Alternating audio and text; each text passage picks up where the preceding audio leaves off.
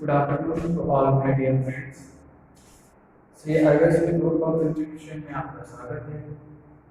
आज हम synchronous motor में दो चीजें पढ़ेंगे, इसमें है टेम्पर वाइंडिंग और starting methods of synchronous motor. उससे पहले मैं आपको बताना चाहता हूँ कि आप अगर श्री अग्रसेन महाराज से जुड़ना चाहते हैं या एडमिशन लेना चाहते हैं तो डिस्क्रिप्शन बॉक्स में जाइए और उसमें लिंक दी गई है, वहाँ अपना डाटा फिट करके सबमिट कर दीजिए। इन फ्यूचर अगर आप 10th या 12th या अदर चीजें अगर पास करते हैं तो आप श्री अग्रसेन ITI में बिल्कुल एडमिशन ले सकते हैं। ठीक है, तो अब आते हैं हम लोग अपने टॉपिक की तरफ। सबसे पहले देखते हैं टेम्पर वाइंडिंग। ठीक है, ये टेम्पर वाइंडिंग क्यों लगाई जाती है, इसका क्या उपयोग होता है। ठीक, इससे पहले भी हम लोगों ने टेम्पर वाइंडिंग के बारे में जाना है, लेकिन यहाँ पर इसकी यूजेस के बारे में आज जानते हैं। ठीक है, टेम्पर वाइंडिंग हमेशा रोटर के पोल पर की जाती है, सिंक्रोनस मोटर के रोटर के पोल पर की जाती है। ठीक है, और इसे हमेशा पोल पर किया जाता है। ठीक है, इसे याद रखिएगा कि टेम्पर वाइंडिंग को रोटर सिंक्रोनस मोटर के रोटर पर की जाती है, या उसके अलावा पूछा जाए तो पोल शू, रोटर के पोल शू पर की जाती है। इसको क्या कहते हैं, पोल शू कहते हैं, जहाँ पर टेम्पर वाइंडिंग के लिए ढांचे बनाए जाते हैं। और टेम्पर वाइंडिंग को अंतिम में शॉर्ट किया जाता है। ठीक है, अंतिम में क्या करते हैं, इसे शॉर्ट कर दिया जाता है। ठीक, अब ऐसा होता मतलब इसको शॉर्ट क्यों करना पड़ता है और इसकी जरूरत क्या होती है, वो चीजें देखते हैं अपन। ठीक है, जब आपकी सिंक्रोनस मोटर स्टार्ट होती है अर्थात आपका रोटर क्या हो रहा है, घूम रहा है। रोटर घूमने के कारण क्या होता है, हम उस पर लोड डालते हैं। जब आपका मोटर स्टार्ट हो गया तो अब उससे हम क्या करेंगे, लोडेड करेंगे। सिंक्रोनस मोटर पे एट स्टार्ट टाइम पर हम लोड नहीं डालते हैं, क्योंकि उसे मैग्नेटिक लॉकिंग तैयार करना आवश्यक होता है। ठीक है, तो स्टार्ट होने के बाद जब हम उसे लोड डालते हैं तो रोटर क्या हो जाता है, अपने अक्ष के और दोनों ओर क्या हो जाता है, दोलन करने लगता है। ऐसा इसलिए होता है कि अगर किसी भी चीज पर, अगर आप चलती हुई चीज पर अगर आप एकदम से भार डालोगे तो उस जब भार डालते हैं तो वो क्या हो जाता है, कुछ सेकंड के लिए, कुछ क्षण के लिए रुक जाता है। ठीक है, और जिसके कारण उसमें क्या हो जाती है, हंटिंग पैदा हो जाती है, और हंटिंग पैदा होने से आर्मेचर रिएक्शन क्रिएट होता है।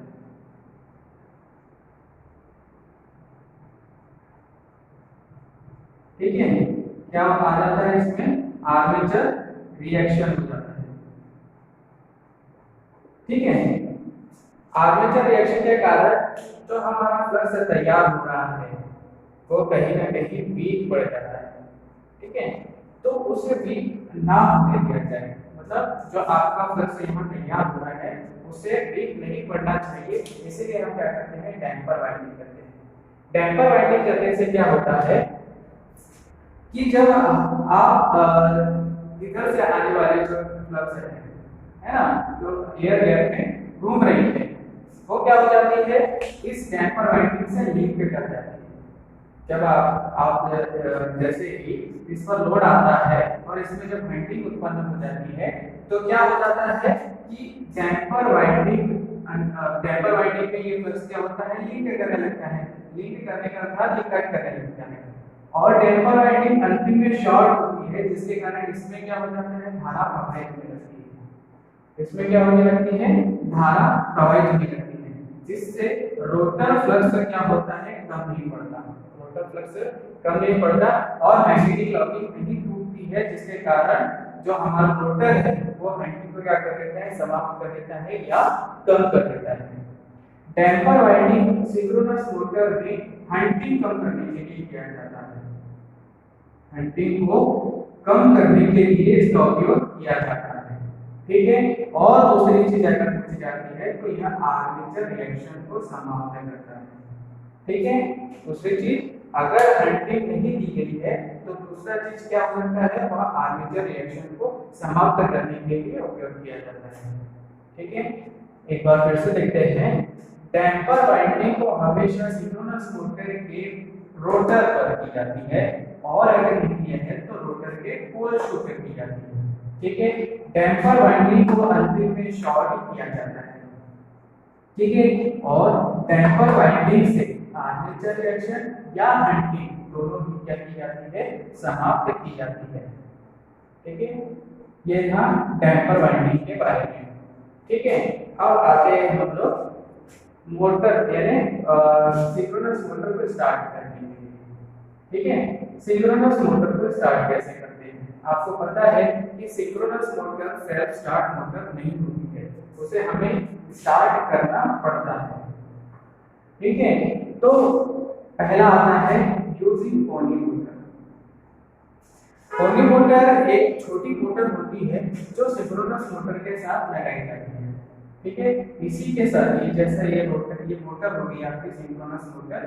ठीक है, तो ये सिंक्रोनस मोटर के साथ में क्या लगा होता है, एक छोटी मोटर लगी होती है जो इसके साफ पर, जो इसका साफ होगा इसी पर उसे क्या किया जाता है, अटैच किया जाता है। ठीक है, और क्या करते हैं, इसकी जो पोल की संख्या है पोनी मोटर की, ये पोनी मोटर की पोल की संख्या को इसकी अपेक्षा यानी सिंक्रोनस मोटर की अपेक्षा पोल की संख्या को कम करते हैं।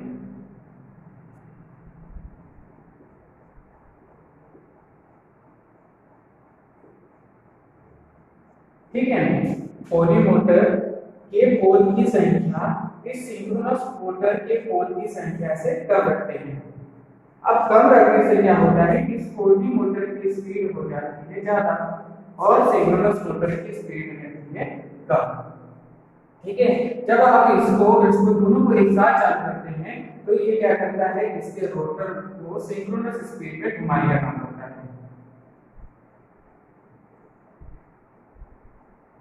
ठीक है, क्योंकि इसकी स्पीड इससे ज्यादा है तो ये रोटर को क्या करेगा, मतलब मैक्सिमम स्पीड पे घुमाने की कोशिश करेगा।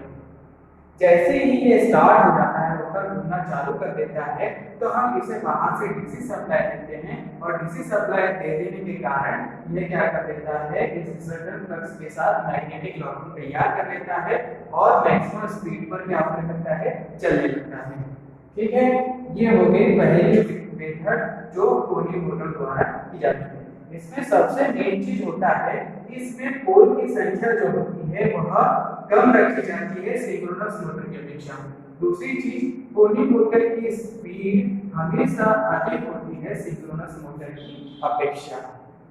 ठीक है, ये दो चीजें समझ में आ गई आपको यहाँ से। इसके बाद आता है यूजिंग डीसी मोटर।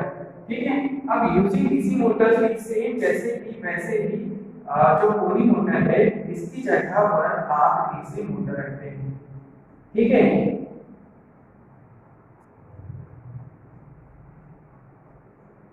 अब डीसी मोटर रखने की क्या आवश्यकता पड़ी, हम तो जब पोनी मोटर से ही इस मोटर को घुमा सक रहे थे तो इसे डीसी मोटर यूज करने की जरूरत क्या है।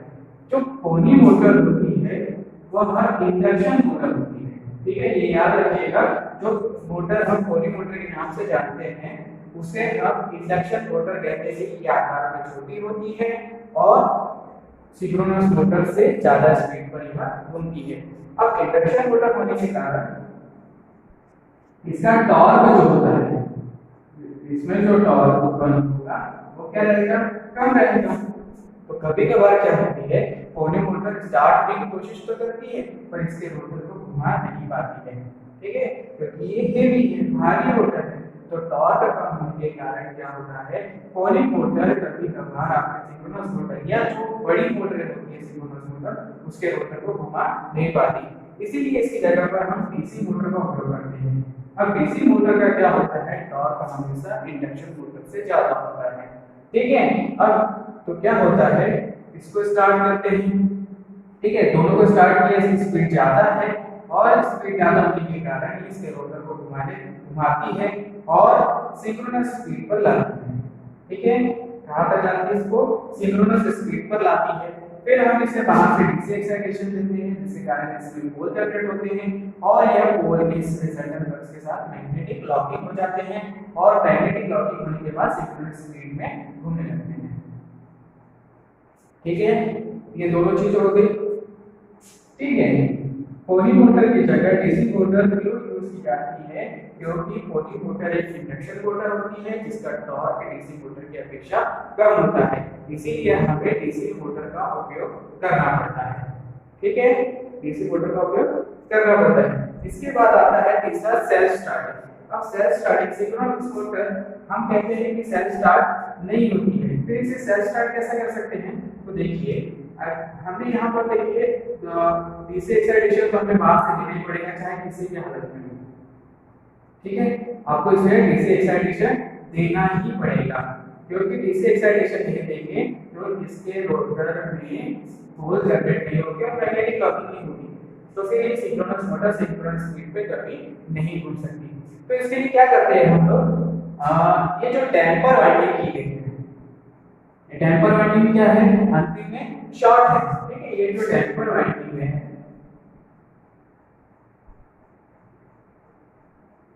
ये अंतिम में कैसी है? शॉर्ट है।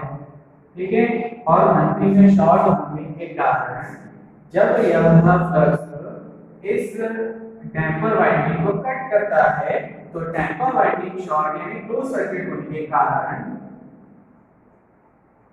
इसमें क्या होने लगती है? धारा प्रवाहित होने लगती है, और धारा प्रवाहित होने लगती तो इसमें क्या हो जाती है? पोल जनरेट होने लग जाते हैं। ठीक है, आपको पोल की आवश्यकता कहां पर है? पोल शुरू में है। ठीक है, तो इसमें पोल निर्माण होने लगते हैं डैम्पर वाइंडिंग के कारण। तो ये डैम्पर वाइंडिंग में जब पोल आ जाते हैं तो यहाँ सिंक्रोनस जो हमारी इंडक्शन मोटर है उसके तरह स्टार्ट हो जाती है। ठीक है, क्योंकि आपके इंडक्शन मोटर में भी क्या होते हैं? कंडक्टर अंतिम में शॉर्ट कर दिए जाते हैं, जिसके कारण जो आपके फ्लक्स स्टेटर द्वारा उत्पन्न किए गए वह रोटर द्वारा कट किए जाते हैं। उसमें जो धारा उत्पन्न होती है तो वह क्या कर देती है? उसमें पोल का निर्माण कर देती है और वह अपना फ्लक्स बनाने लगती है ना? रोटर अपना फ्लक्स बनाना तैयार कर देता है और लेंज के नियम के अनुसार आपका रोटर किसी भी एक दिशा में घूमने लगता है। ठीक है, तो यह स्टार्ट किसकी तरह होगी? यहाँ पर इंडक्शन मोटर की तरह। जब हम इसे डैम्पर वाइंडिंग के तो स्टार्ट करने की कोशिश करते हैं। ठीक है, तो डैम्पर वाइंडिंग इंडक्शन मोटर की तरह स्टार्ट होगी, जिसके कारण इसकी स्पीड 2 से 3% कम होगी सिंक्रोनस स्पीड से। ठीक है, तो ये क्वेश्चन पूछा जाता है कि सेल्फ स्टार्टिंग में सबसे पहले किस चीज का उपयोग किया जाता है? तो सेल्फ स्टार्टिंग करने के लिए हम डैम्पर वाइंडिंग का उपयोग करते हैं। सिंक्रोनस मोटर में सेल्फ स्टार्ट करने के लिए हम डैम्पर वाइंडिंग का उपयोग करते हैं, जो उसकी सिंक्रोनस स्पीड को कम रखता है 2 से 3% तक। फिर हम इसे बाहर से डीसी सप्लाई देते हैं। यहाँ से क्या करते हैं? डीसी सप्लाई देते हैं, जिसके कारण इसमें मैक्सिमम फ्लक्स तैयार होता है और यहाँ इस फ्लक्स ये जो फ्लक्स है इसके साथ लिंक करता है, मैग्नेटिक लॉकिंग करता है और फुल स्पीड यानी जितनी इसकी सिंक्रोनस स्पीड है उस स्पीड पर यह रोटर घूमने लगता है। ठीक है, तो आज के लिए 2 टॉपिक है। ठीक है, अगला नेक्स्ट टॉपिक हम नेक्स्ट क्लास में पढ़ेंगे। धन्यवाद।